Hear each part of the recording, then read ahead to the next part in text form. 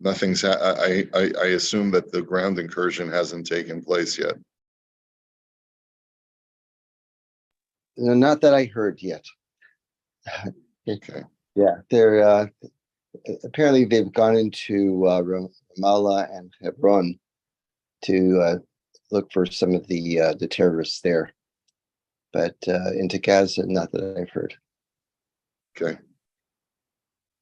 Okay, so Marv was telling us that his son Alex was, who's out in the field in the north, was pointing out to him that there's an Or Chaim HaKadosh that goes on the pasuk, "Vatishachei haaretz lifnei ha'elokim vatimalei haaretz chamas," that the earth became corrupted before Elokim, and the earth was filled with Hamas. So the Or Chaim HaKadosh says as follows: Kol hakasuv lo hayitzarech la'amro. This whole pasuk is redundant. Ki kvar kosav b'parsha hakodemes vayar Hashem ki rabba ra'asa adam ba'aretz. That God saw that there was an increase in the evil of man in the earth. V'im lefaret hachet nitkavein yoter mefureshet b'parsha hakodemes. And if it's to specify what they were doing wrong, there's more specificity, there's more detail in the end of last week's parsha. Dichsiv rabba ra'asa adam v'chol yetzer machshavos libo rak kol hayom. It says that there was an increase in evil, and all his inclination the entire day was just to do evil. V'im litzad shelo hizkir sham hechamas hayolo lahaskiru. And why didn't? If it's just to add the word that there was Hamas, that there was a violent kind of aggression towards people, why not say it in last week's parsha? Ba'olama b'parsha hakodemes amar shem harachamim v'kan amar shem elokim. Why in last week's parsha does it say Vayar Adoshem, which is the Yud Kei Vav Kei name, which represents Rachamim, and over here it's Vatishachei haaretz lifnei ha'elokim, that the earth was corrupted before Elokim. Od lama hutzrach lomar tevas lifnei ha'elokim. The whole idea of lifnei ha'elokim seems superfluous. Okay, so od lama chazar od lomar vayar elokim im lahodia ba ki Hashem yodea kol hovet davar zeyaduahu. He says, and also, why does it have to say that God saw vayar elokim over here? Let's see. That God saw that Elokim saw that the earth had become corrupted. Why is that necessary? It's a davar zeyaduahu. Okay, so these are all his questions. He says, "Achen yisboyer ha'inyan al derech omrim ba'avos v'zeh l'shonam." Our rabbis teach us in Pirkei Avos, "Ha'osa avera echas kana lo kategor pirush malach mashches." Then whenever a person commits a sin, he acquires for himself a destructive angel. But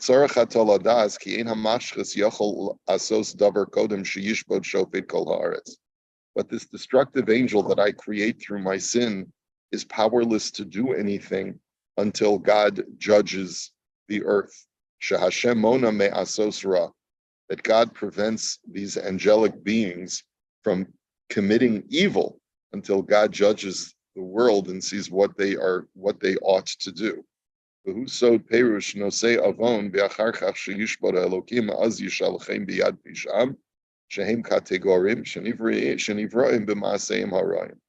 and that's the whole idea of that God is nosei avon, that God bears or holds back sin, meaning that God prevents sin from releasing its repercussions into the world. But only after God judges the world and sees what it deserves as a result of man's sin, does he allow the repercussions of sin, these spiritual beings that are created as a result of sin, to be unleashed into the world. Okay, now, v'yesh lecha ladas, ki hagam sheyimna Hashem hamakatreg mehazik leosehu, im kol zeh kishiyarbeh yikbol shelo yispol od.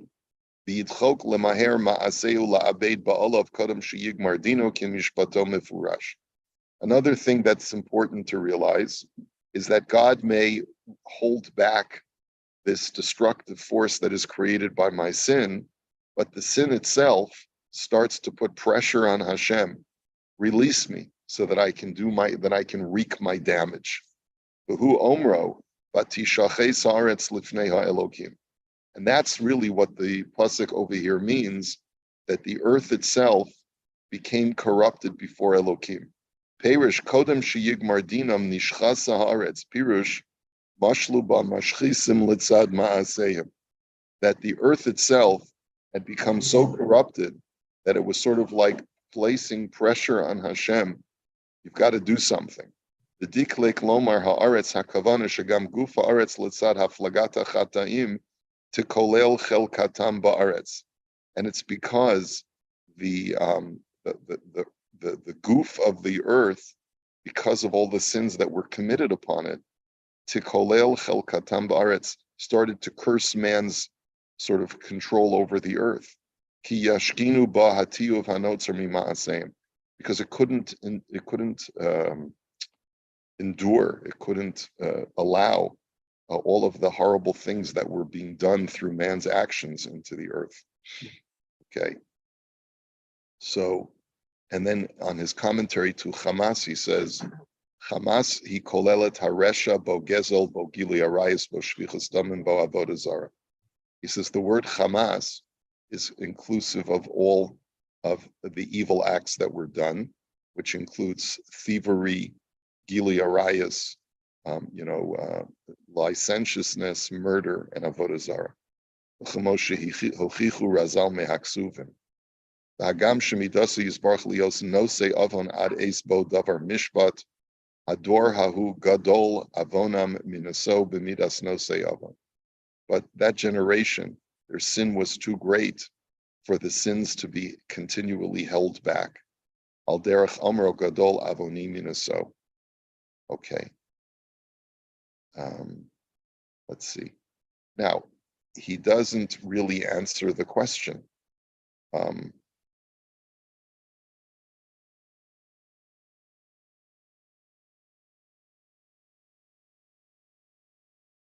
So,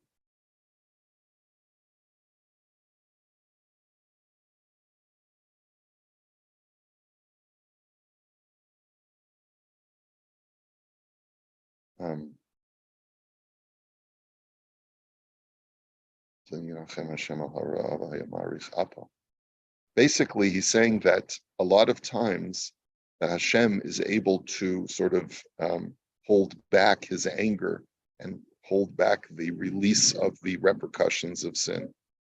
But because that, but there was such destructiveness. Tam ze miher Hashem lomer lenoach aseh lecha betam shizker beperush ze. He says that the reason why Elokim is used over here is because God's attribute of mercy became midas adin because of all of the evil that had been wrought in the land. So Alex wanted to point this to us. The question really is, though, what is the Or HaChaim referring to when he says all of this? Is he referring to the evil of Hamas itself, right? Hamas includes all of these evil acts. So I guess, his interpretation of this Or HaChaim is, once they committed these heinous acts in the soil itself of Eretz Yisrael, that's when Hashem releases his midas adin to be able to bring retribution. So that's what he wanted to extract from this idea. Okay, let us go back to our learning. And Ron, before you go this morning, I have to give you something. Okay, so let me just change the share on the screen.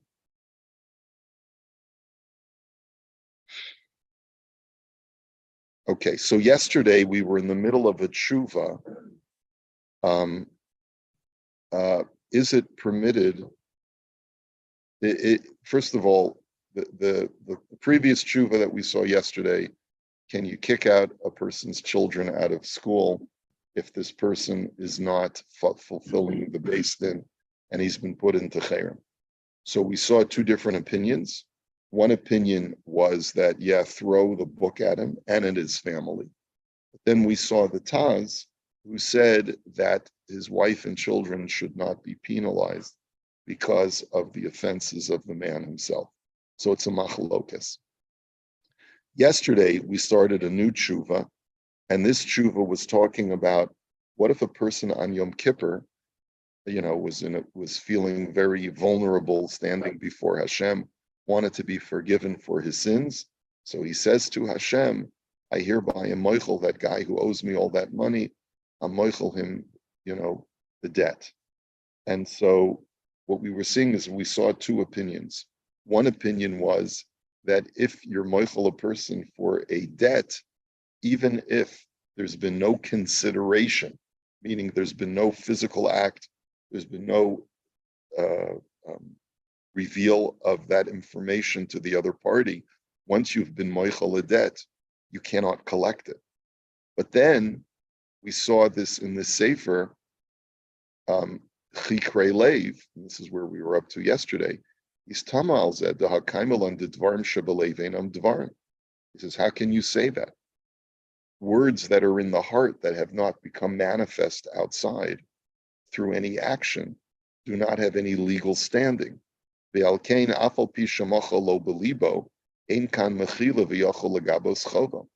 therefore, even if I was moichel the guy the debt, but I should still be allowed to collect my debt because I haven't done anything to act upon that decision that I've made.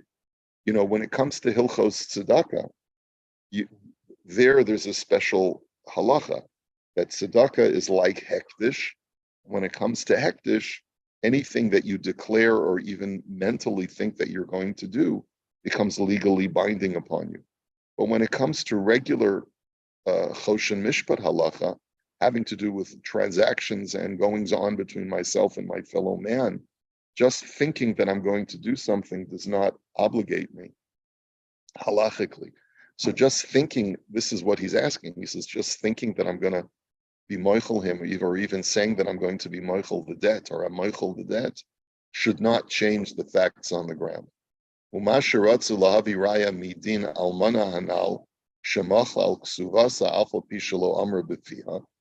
says the fact that there's a precedent that an almana was holding on to a ksuva for 25 years, and then when she presented the ksuva for collection, they said, well, the fact that you haven't come for so long is an indication that you were already mochel. So you see that even though she didn't do anything, her inaction is a sign of mechila.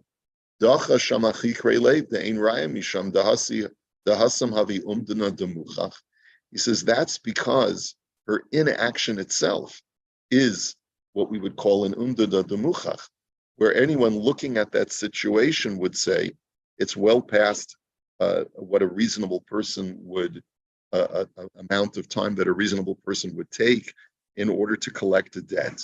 And so therefore, everyone looking at that situation would come to the same conclusion. He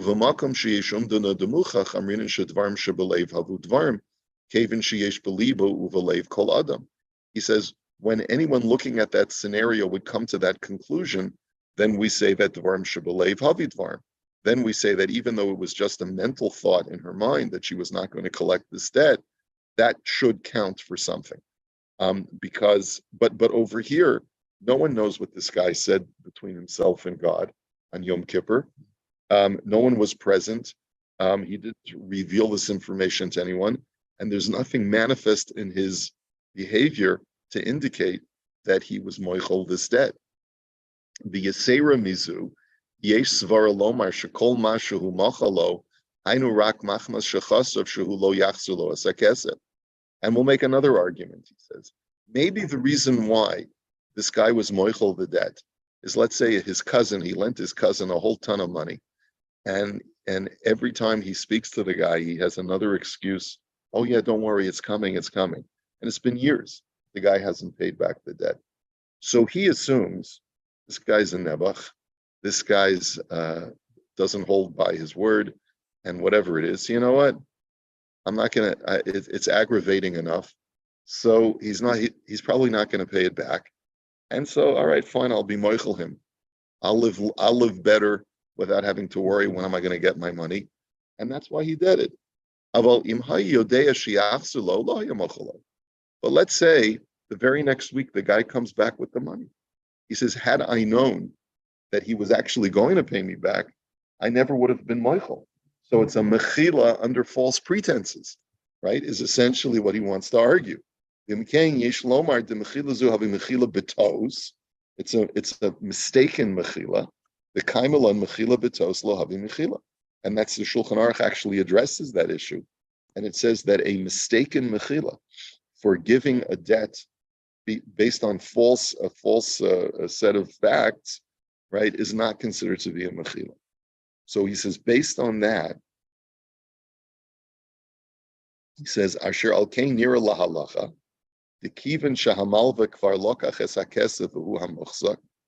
He says, and therefore, in a situation that he's been presented with, which is this Rav Sharaga, where he says the creditor received the cash, and now he's coming to ask a shaila, am I allowed to hold on to this or do I have to return it?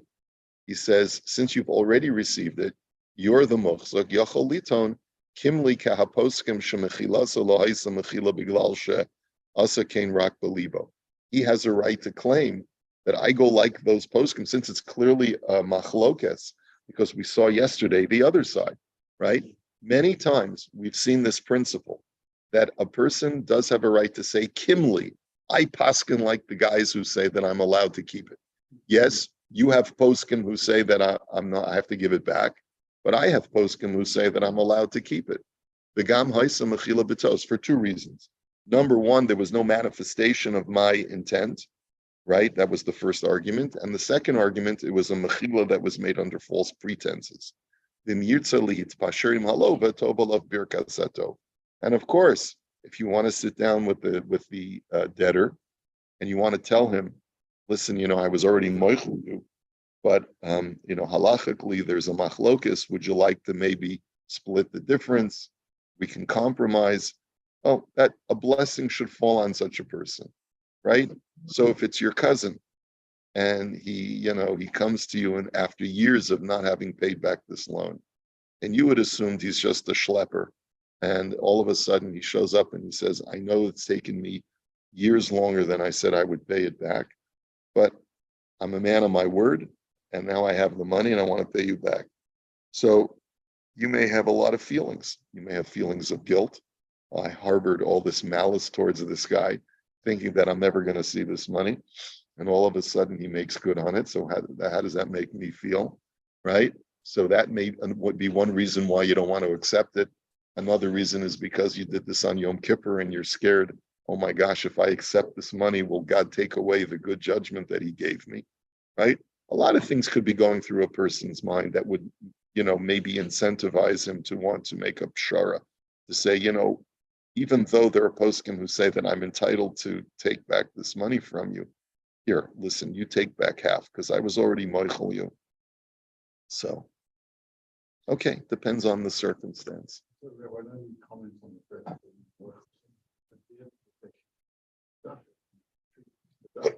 It's not a question of tzedakah. It's not, yeah. So if I was moichel him,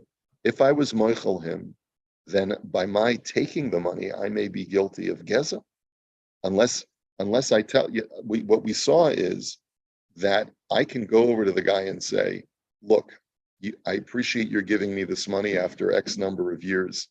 I want you to know that 1 year I was moichel you because I never thought I was going to see the money ever again. And I didn't want this looming over you or looming over me. So I was moichel you the debt.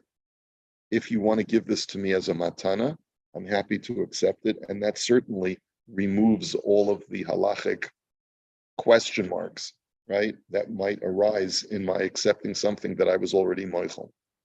But the Baruch Omer is telling us that even without doing that, there is basis for the person to accept the money. It's not tzedakah by my refusing to take back the debt.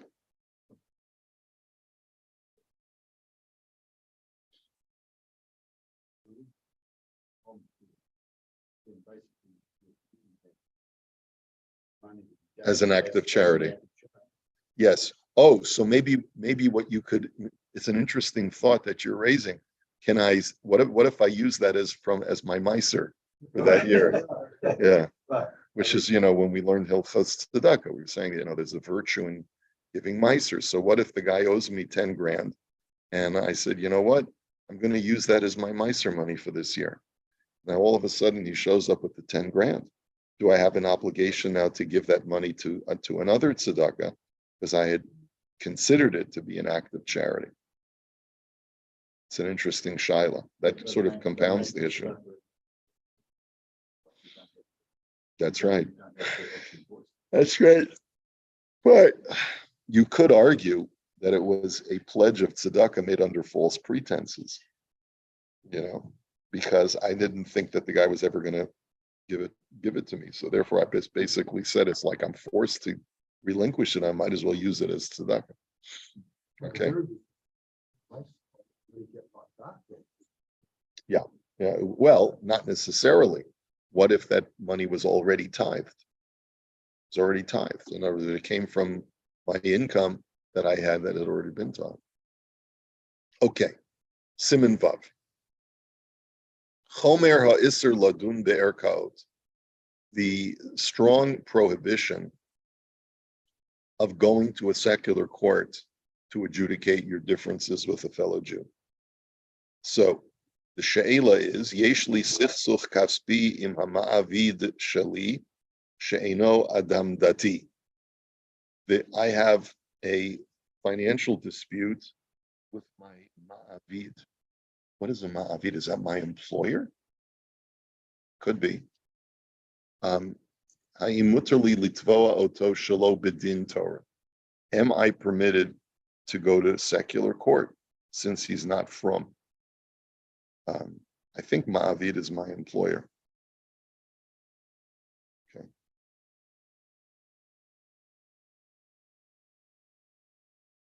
Hold on a sec.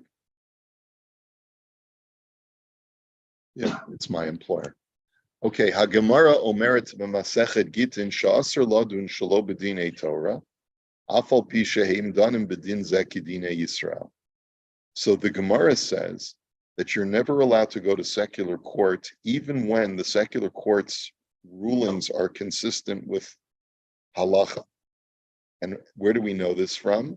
Shenamar ve'ela hamishpatim asher tasim lifneihem. As it says in the Torah, these are the laws which you shall place in front of them. B'dorshu chazal sam lifneihem, or b'dorshu chazal sham lifneihem velo lifnei akom.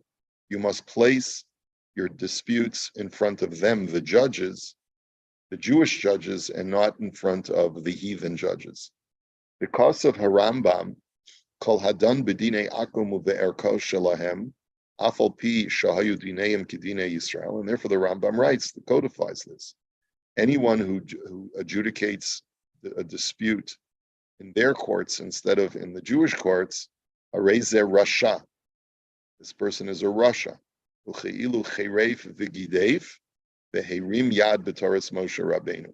it is tantamount to a person blaspheming against God and lifting up his hand offensively against the Torah of Moshe Rabbeinu.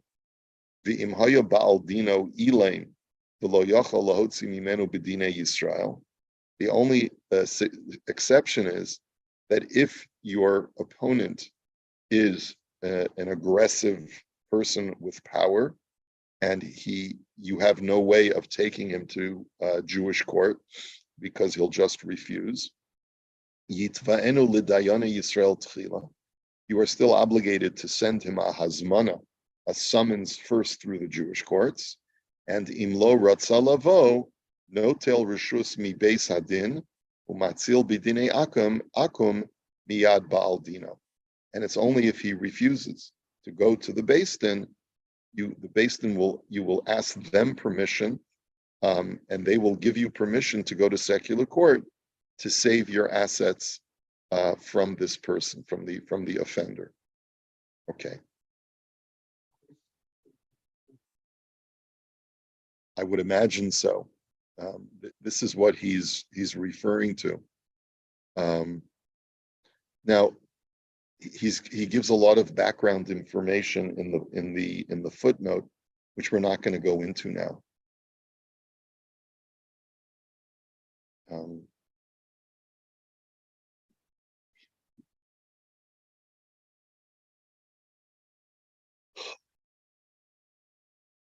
So as a matter of fact, Barry's question is something that he takes up in the footnote. He says, Omnom kol ze shaykh be'erkaot shel goyim. Abol tzarech iyon tuva ima heter hanal shenifzak b'shulchan aruch shayach bizmanenu lahatir litvoa acher be'erkaot shemedinat Yisrael shahashoftim sham Yehudim. He says, so apparently there was a heter under certain circumstances to go to a secular court. In other words, if a person refuses to go, then the Beis Din will grant the plaintiff permission to go to a secular court.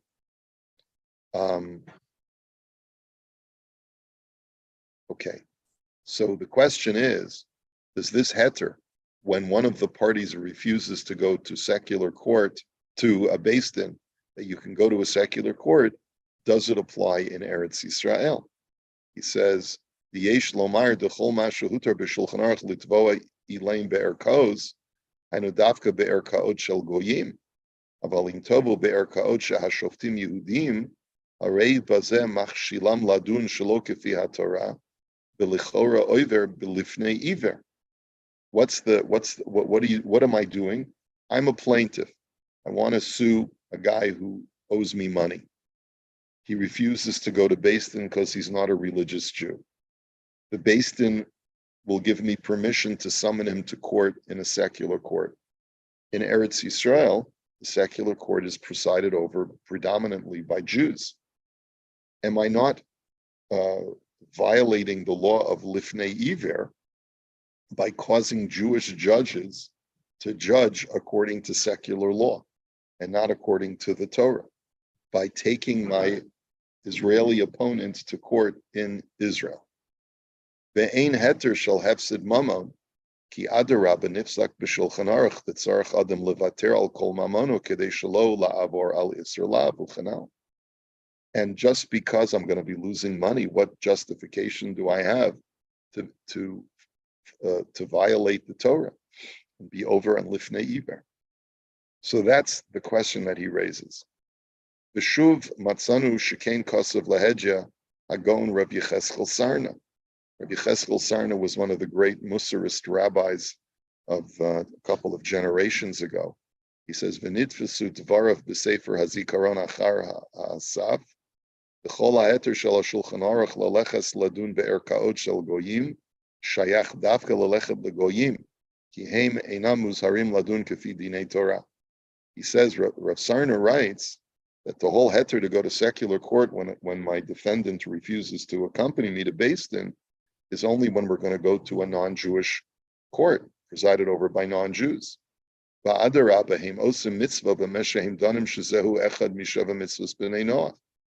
if anything, one of the 7 Noachide laws is to make sure that justice prevails in the land according to laws of justice.